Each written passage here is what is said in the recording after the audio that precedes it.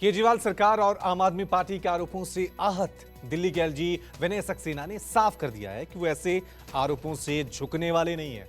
LG ने यह भी कहा कि अगर उनके खिलाफ ऐसे और भी निजी हमले किए जाएं तो उन्हें हैरानी नहीं होगी।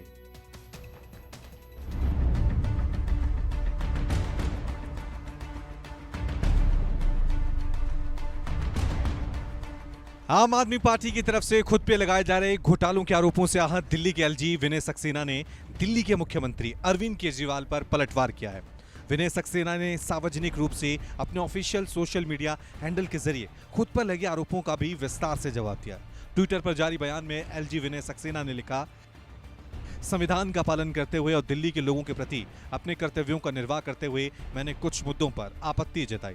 आबकारी नीति में गंभीर विसंगतियों को लेकर मेरे आपत्ति जताने के बाद खुद मुख्यमंत्री की अध्यक्षता वाली कैबिनेट ने उस नीति को वापस लिया।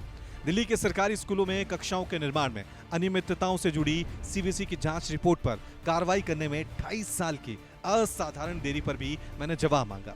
सीएम अरविंद केजरीवाल फाइलों पर साइन नहीं करते हैं। राज्यों के विश्वविद्यालयों में समय पर सीएजी का ऑडिट नहीं हो रहा है। कैबिनेट की बैठक हो जाने के बाद कैबिनेट नोट मेरे पास पहुंचता है। इसके अलावा दिल्ली में विदेशी मिशंस में पानी की अनुपलब्धता जैसे कुछ अन्य मुद्दों पर मैंने अपनी बात रखी।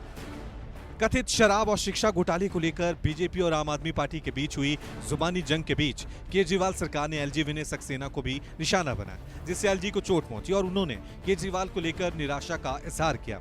एलजी ने लिखा, मुझे उम्मीद थी कि अरविंद केजरीवाल सही भावना से इन सब मुद्दों का समाधान करेंगे। दुर्भाग्य से इसके जवाब में जो प्रतिक्रिया आई उसमें अपने बचाव के लिए मुझ पर बेहद अशोभनीय और अपमानजनक तरीके से व्यक्तिगत हमले करते हुए मेरे खिलाफ अभद्र भाषा का इस्तेमाल किया गया। 4 दिन पहले आम आदमी पार्टी के नेताओं ने आरोप लगाया था कि जब विनय सक्सेना केवीआईसी के चेयरमैन थे तब 1400 करोड़ का घोटाला हुआ था, लिहाजा इसकी सीबीआई जांच होनी चाहिए और एलजी को बर्खास्त किया जाना चाहिए। एलजी विनय सक्सेना ने इस पर भी पलटवार किया है।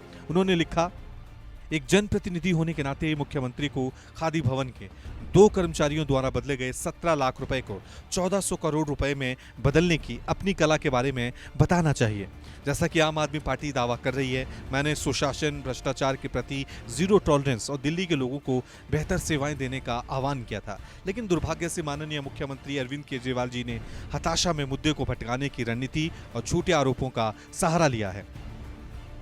एलजी विनय सक्सेना ने आरोप लगाया कि आबकारी नीति में गड़बड़ी पर सवाल उठाने से केजरीवाल सरकार बौखला उठी और उनके परिवार पर भी मनगढ़ंत आरोप लगाने लगी। एलजी ने लिखा, मुझे आश्चर्य नहीं होगा कि अगर आने वाले दिनों में मुझ पर और मेरे परिवार पर इस तरह के निराधार व्यक्तिगत हमले किए जाएं। उन्हें पता होना चाहिए कि मैं किसी भी परिस्थिति में अपने संवैधानिक कर्तव्यों के पालन से पीछे नहीं हटूंगा। दिल्ली के लोगों के लिए जीवन को बेहतर बनाने के लिए मेरी प्रतिबद्धता अटूट है। मैंने अपने संवैधानिक पद पर रहते हुए नई आबकारी नीति में बड़े पैमाने पर हुई खामियों का मुद्दा उठाया। स्कूलों में क्लासरूम के निर्माण में हुई अनुचित देरी पर सवाल उठाया।